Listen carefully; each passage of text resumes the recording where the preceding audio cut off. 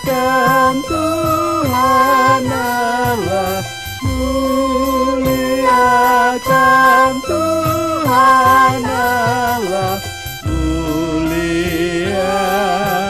pimpinannya dalam kasih sayangnya.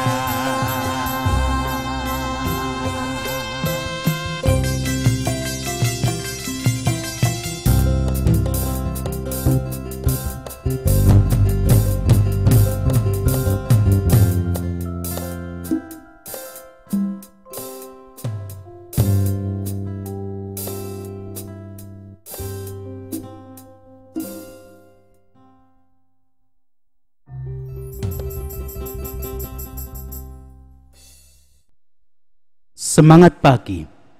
Kita bertemu kembali di hari Selasa 15 Februari 2022 dalam persekutuan doa anggota keluarga Allah yang kembali menggunakan bahasa pengantar bahasa Indonesia. Sebelumnya mohon maaf kalau hari Senin kemarin persekutuan doa anggota keluarga Allah tidak bisa hadir di hadapan Bapak Ibu Saudara semua dikarenakan pada hari Minggu harus berpelayanan tukar mimbar dalam jarak yang cukup jauh sehingga memakan waktu sampai malam. Mari kita akan bersama-sama kembali menyatukan hati, menyatukan pikir, menyatukan kehidupan dan waktu seutuhnya di dalam persekutuan doa anggota keluarga Allah. Kita memulai dengan terlebih dahulu menyatakan pengakuan bahwa pertolongan kita hanya berasal dari Allah yang telah menciptakan langit bumi beserta segala isinya. Untuk itu kasih karunia dan damai sejahtera yang dari Allah Bapa kita dan Tuhan Yesus Kristus ada pada saudara sekalian. Amin.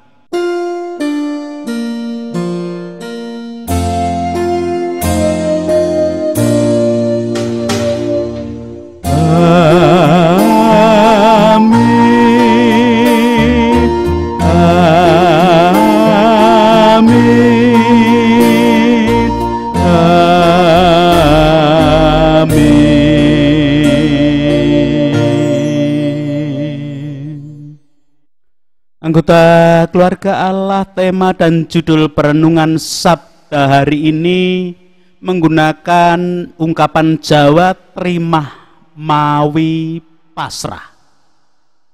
Judul dan tema tersebut merupakan bagian dari ungkapan Jawa yang secara lengkap berbunyi Trimah Mawi Pasrah, suwung pamrih tebih ajri. Langgeng tan ono susah tan ono seneng, anteng manteng sugeng jeneng. Adapun artinya adalah menerima dengan pasrah, tiada pamrih, jauh dari takut, abadi tiada duka, tiada suka, tenang, memusat, nama pun selamat.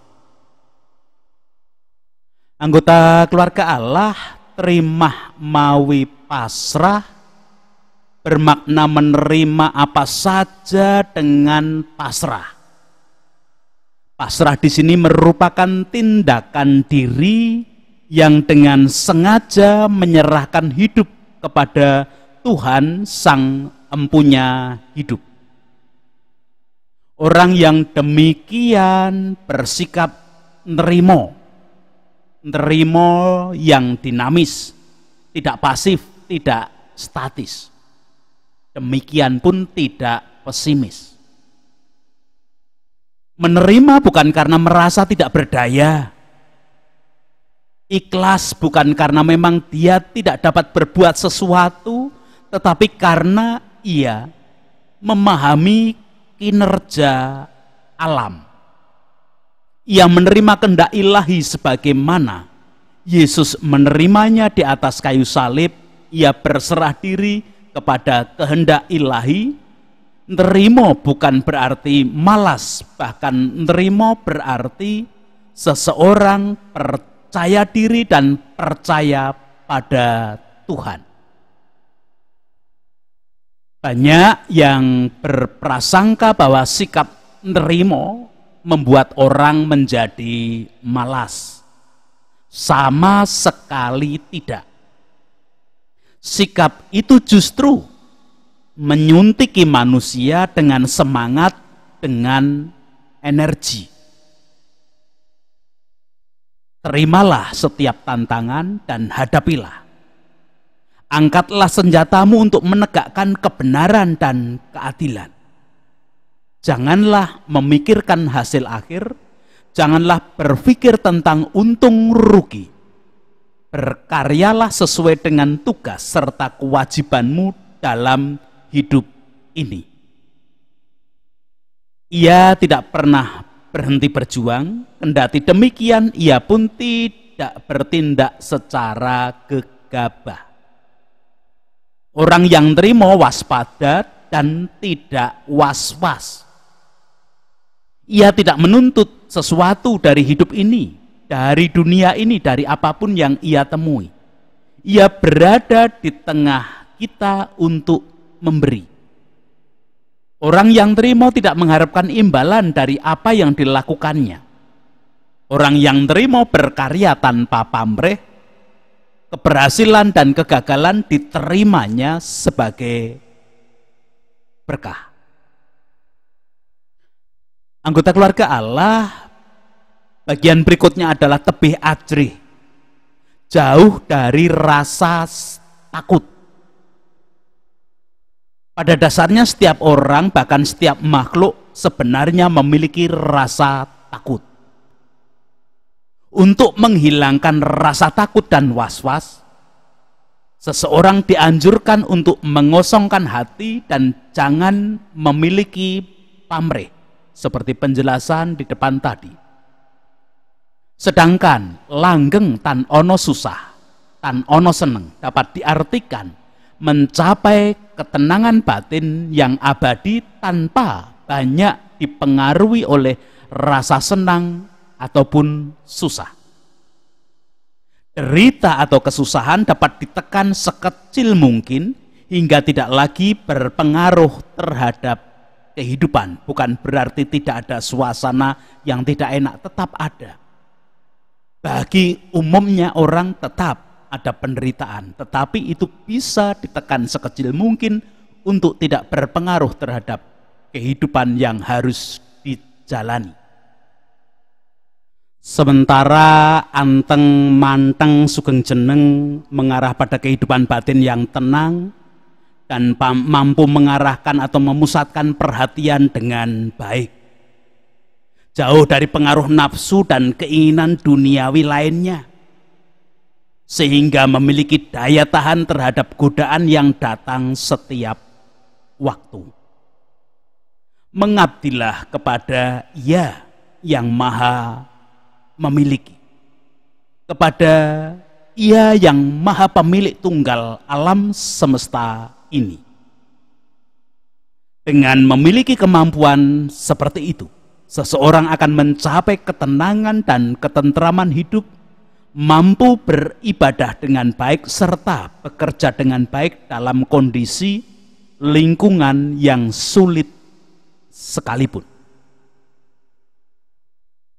Anggota keluarga Allah, Rasul Paulus pernah mengajarkan dan meneladankan perihal terima mawi pasrah yang demikian dalam kehidupan yang dialaminya.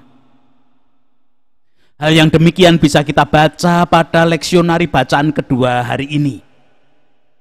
Mari bersama-sama terlebih dahulu membaca, mendengarkan, memperhatikan dan merasa-rasakan pembacaan kitab suci hari ini. Surat Rasul Paulus yang ditujukan kepada jemaat di Korintus, surat yang kedua, 2 Korintus pasal yang pertama, ayat 12 sampai dengan 19 memberikan kesaksian demikian. Inilah yang kami megahkan, yaitu bahwa suara hati kami memberi kesaksian kepada kami bahwa hidup kami di dunia ini khususnya dalam hubungan kami dengan kamu, dikuasai oleh ketulusan dan kemurnian dari Allah, bukan oleh hikmat dunia, tetapi oleh kekuatan kasih karunia Allah. Sebab kami hanya menuliskan kepada kamu apa yang dapat kamu baca dan pahamkan. Dan aku harap mudah-mudahan kamu akan memahaminya sepenuhnya. Seperti yang telah kamu pahamkan sebagiannya dari kami, yaitu bahwa pada hari Tuhan Yesus kamu akan bermegah atas kami seperti kami juga akan bermegah atas kamu. Berdasarkan keyakinan ini, aku pernah merencanakan untuk mengunjungi kamu dahulu, supaya kamu boleh menerima kasih karunia untuk kedua kalinya. Kemudian aku mau meneruskan perjalananku ke Makedonia, lalu dari Makedonia kembali lagi kepada kamu, supaya kamu menolong aku dalam perjalananku ke Yudea. Jadi, adakah aku bertindak serampangan dalam merencanakan hal ini? Atau adakah aku membuat rencanaku itu menurut keinginanku sendiri sehingga padaku serentak terdapat ya dan tidak?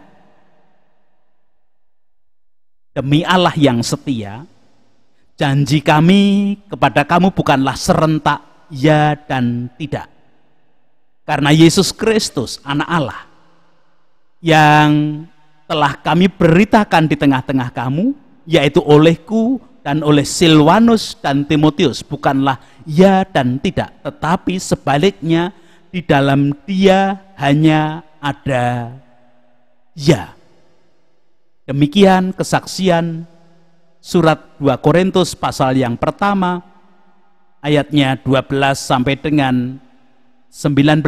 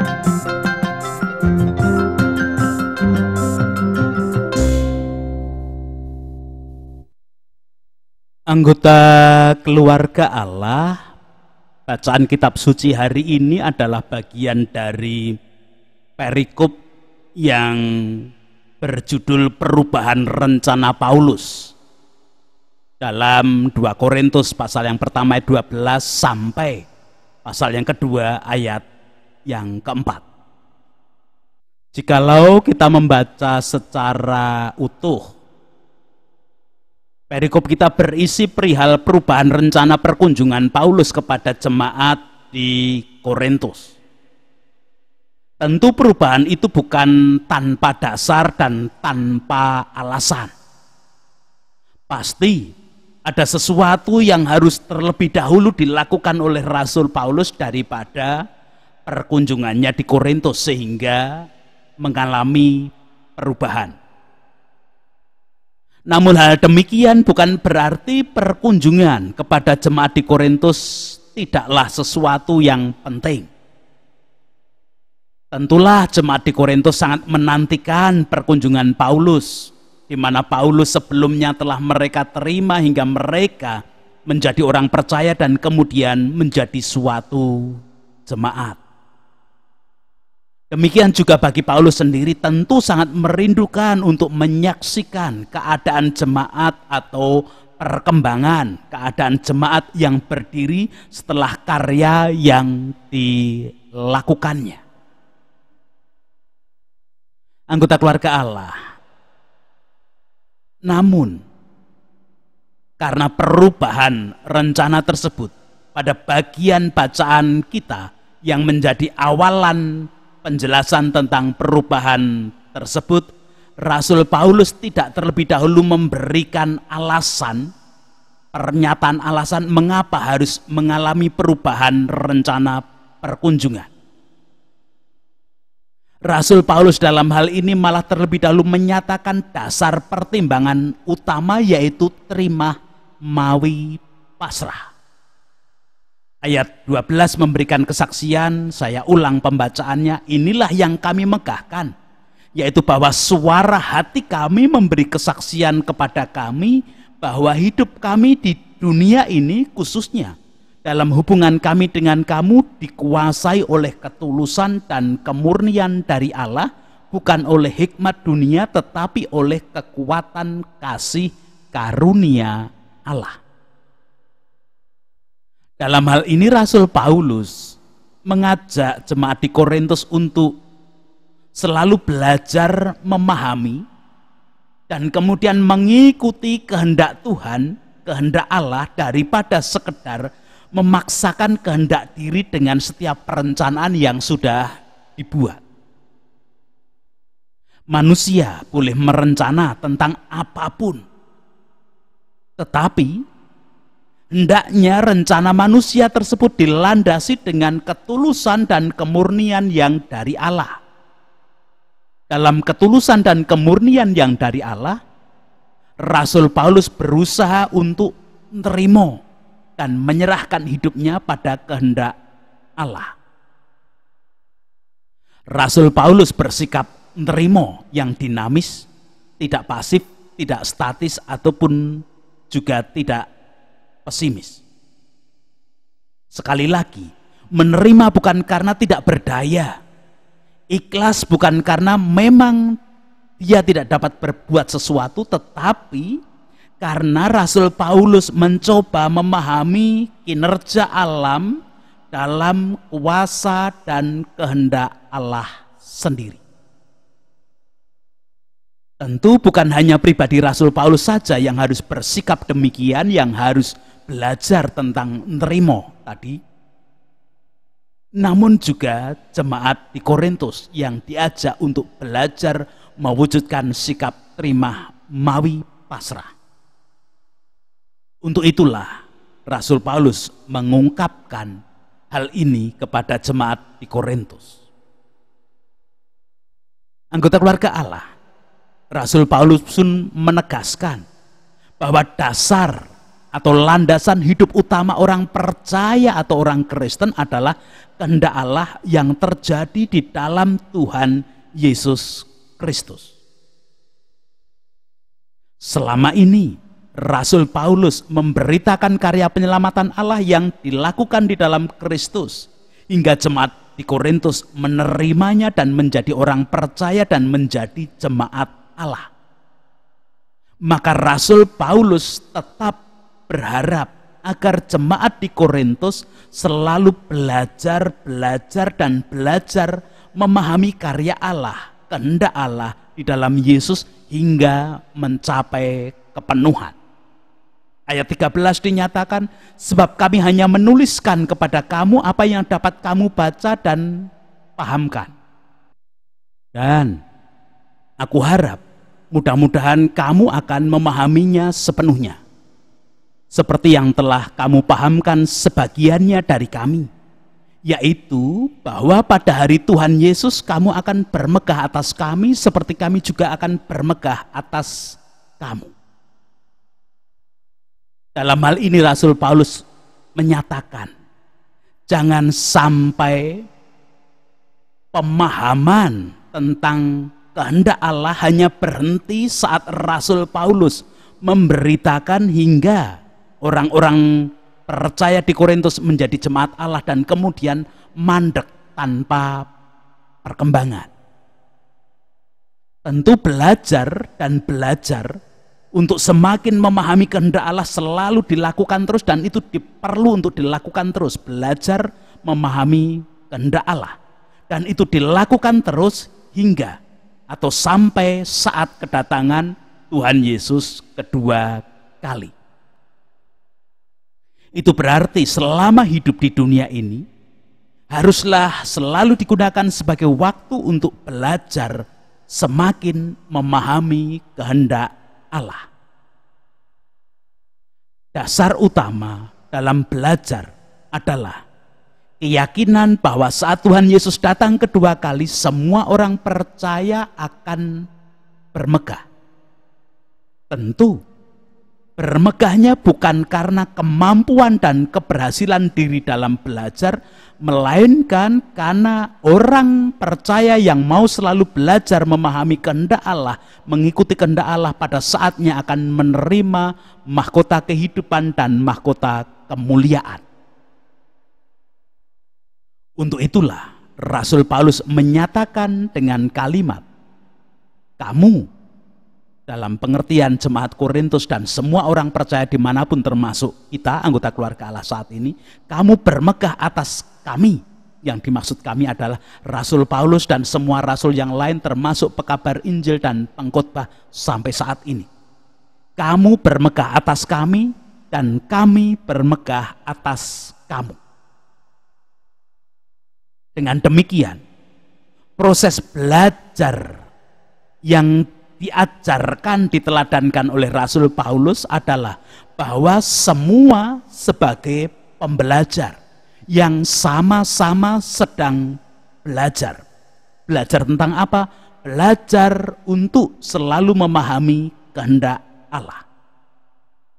Pusat dan sumber belajarnya adalah Allah sendiri yang bisa dikenali di dalam karya yang telah dilakukan oleh Tuhan Yesus Kristus di dalam ketaatannya kepada Bapa.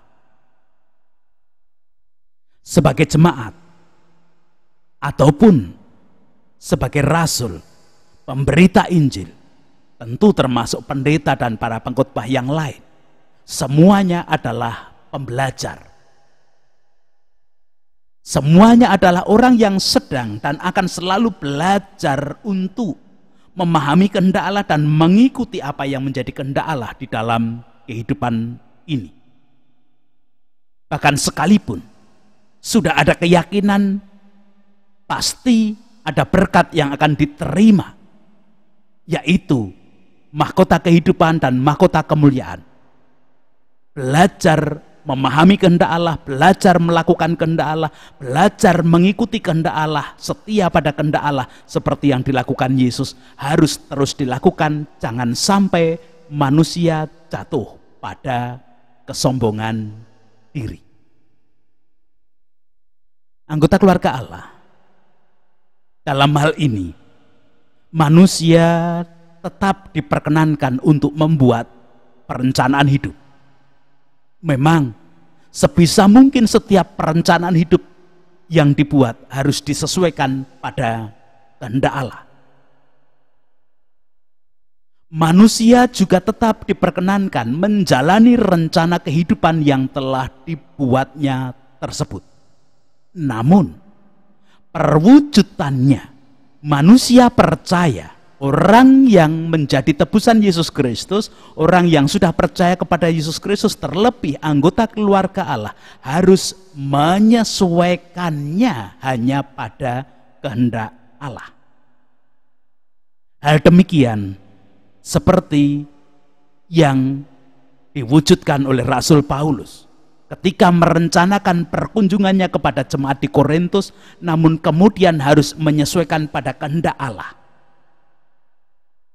Mungkin manusia yang tidak memahami proses pergumulan dan penyesuaian diri pada kehendak Allah tersebut akan menyatakan sebagai orang yang mencela-mencele, orang yang suka berubah-ubah, tidak menepati janji, atau setidaknya orang yang merubah rencana kehidupan terhadap sesama akan dikatakan sebagai serampangan dalam membuat rencana, tidak ada perencanaan matang.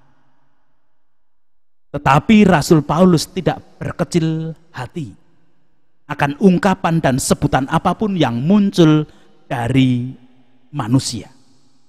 Justru pada ayat 18 dan 19 Rasul Paulus menyatakan, demi Allah yang setia, janji kami kepada kamu bukanlah serentak ya dan tidak. Karena Yesus Kristus, anak Allah, yang telah kami beritakan di tengah-tengah kamu, yaitu olehku dan oleh Silwanus dan Timotius, bukanlah ya dan tidak, tetapi sebaliknya, di dalam dia hanya ada ya. Inilah pernyataan Rasul Paulus. Segala sesuatu sekalipun sudah direncanakan, dipikirkan matang-matang, tetap kemudian mengikuti hanya kehendak Yesus Kristus yang ya, yang harus diwujudkan di dalam kehidupan. Tentu dengan keyakinan pada saatnya Tuhan akan memberikan waktu tersendiri. Sebagai anggota keluarga Allah, mari bersama-sama dengan Paulus belajar mewujudkan kehidupan dalam sikap terima, mawi, pasrah. Karena dengan itulah apapun keadaannya kita akan menyesuaikan diri hanya pada kehendak Allah saja. Tuhan memberkati kepada setiap anggota keluarga Allah. Amin.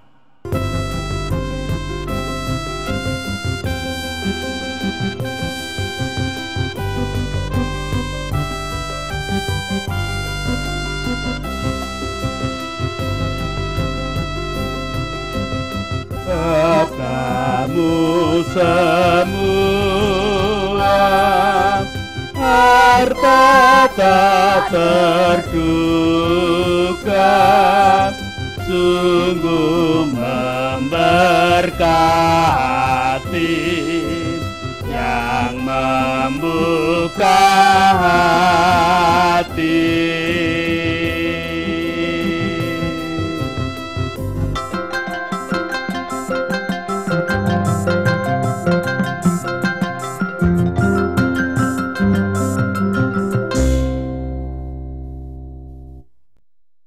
Sekarang kita bersama-sama menghadap Tuhan di dalam doa syukur dan doa syafaat. Saya hantarkan. Segala puji, hormat, dan syukur kemuliaan hanya bagi nama Allah yang hari ini memberikan sabda, mengajarkan kepada kami, menolong kami lewat apa yang diajarkan dan diteladankan Paulus. Segala sesuatu yang terjadi dalam kehidupan disesuaikan pada kehendak Allah saja. Kami boleh merencanakan kehidupan, kami boleh menyusun segala sesuatu yang terjadi dalam kehidupan, namun pada saatnya kami hanya mengikuti kehendak Allah apa yang terjadi di dalam kehidupan nyata. Karena pada bagian dan saatnya kami meyakini akan mendapatkan mahkota kehidupan dan mahkota kemuliaan saat Yesus datang kedua kali.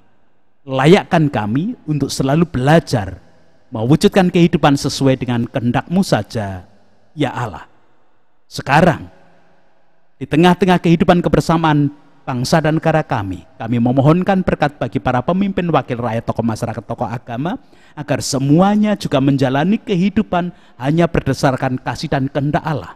Sebagai warga kerajaan Allah, kami menyesuaikan hidup dengan kehendak Allah, kalaupun ada bagian-bagian orang yang memiliki perencanaan tersendiri menjalani segala sesuatunya, kami yakin kehendak Allah juga teranyam di dalam setiap kehidupan itu, dan kami pun boleh meyakini kasih kuasa-Mu nyata untuk kebaikan bagi semuanya. Itu doa kami Tuhan, ampuni dosa dan kesalahan kami. Ampuni dosa kesalahan para pemimpin, wakil rakyat, tokoh masyarakat, tokoh agama, dan semua komponen bangsa negara ini. Di dalam Kristus kami boleh mengaturkan doa kami yang tidak sempurna. Amin. Sekarang bersama-sama melanjutkan kehidupan dengan tetap mewujudkan apapun yang harus kita jalani, yang harus kita penuhi sesuai dengan kehendak Allah, karena kita tetap belajar mencari dan memahami kehendak Allah yang terjadi dalam hidup kita. Menerima berkat-Nya, kasih karunia dan damai sejahtera yang dari Allah Bapa kita dan Tuhan Yesus Kristus di dalam persekutuan dengan Roh-Nya yang kudus tercurah, melingkupi, menguasai, dan melayakkan setiap anggota keluarga Allah di dalam belajar dan mewujudkan kehidupan sesuai dengan kehendak Allah saja. Amin.